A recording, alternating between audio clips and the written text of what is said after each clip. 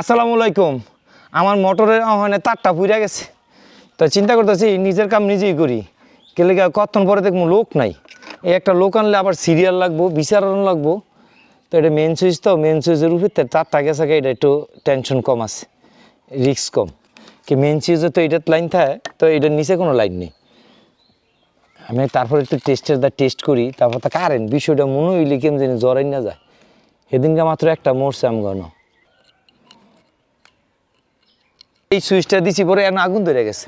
তো দেখলাম যে আমার যদি অনেক মোটর বন্ধ থাকে তাহলে তো আমার শশা ক্ষেত, মিষ্টি কুমড়া ক্ষেত, খিরে ক্ষেত সব নষ্ট হয়ে যাব। আবার রমজান মাস, এখন যদি আবার মিস্ত্রি কই আইতো তো 3-4 দিন দেখবো। খুবই একটু কামের লেগে ভাই, আর আমার একটু 10 মিনিট 5 মিনিট সময় লাগছে, আমার কিন্তু কামটা হয়ে গেছে। নিজেরই আগে তো মুরগির ফার্ম আছিল, আমার বাড়িতে যেই টুকটাক যেই কাজগুলো আছে এগুলো তো আমি করতে পারি, কিন্তু টানাইতে পারি না। মেইনলি যেইটুক সিরা যায়, একটা ফ্যান লাগানো, একটা বাতি লাগানো, একটা সুইচ লাগানো, এই টুকটাক যেই স্বাভাবিক জীবনযাত্রা যেই চলতে গেলে যেই কাজগুলা, এগুলো আমি পারি। এই যে এইটুক করে ফেলাইছি, এখন সুইচটা দিলেই বুঝবো আমি কি সফল হইতাম পারছি কিনা।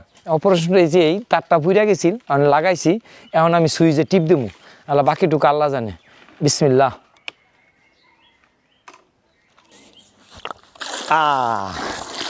যাক, হাতটা ধোয়া ফেলাইছি। তো 1 ঘন্টা পর্যন্ত আমার লাইনটা নষ্ট ছিল, আমার খুব টেনশন ছিল। আর বাসা থেকে আমি যা যা জিনিসপত্র লাগে, কস্টেপ, টেস্টার এবং কেসি, এগুলো সব কিছু আইনা মোটামুটি ঠিক করছি, অনেক পানি বাড়িতেছে।